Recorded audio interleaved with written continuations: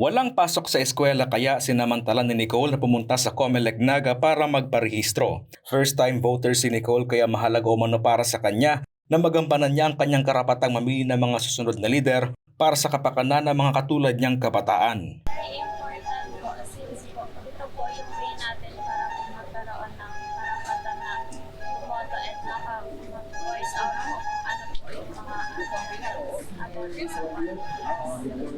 Isa lang si Nicole sa mga dumagsa sa Comelec Naga para magparehistro sa nagpapatuloy na 10-day voter registration para sa barangay at SK elections. Kahit araw ng Sabado ay bukas ang Comelec para tumanggap ng mga voter registrants tulad ng mga first-time voter edad 15 hanggang 17, correction of entries, reinstatement, reactivation of voter status maliban sa transfer of voter information. Ang 10-day voter registration ay bahagi sana ng paghahanda ng Comelec para sa mangyayaring barangay at SK elections sa Disyembre ngayong taon.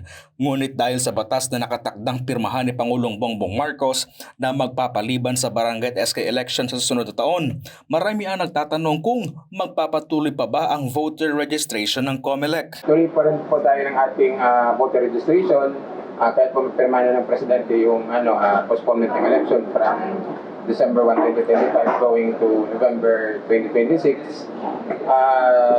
At least po para pagparegister pa tayo para po madagdagan po ang ating mga registrant, particularly po yung mga SK from 15 to 17 years old.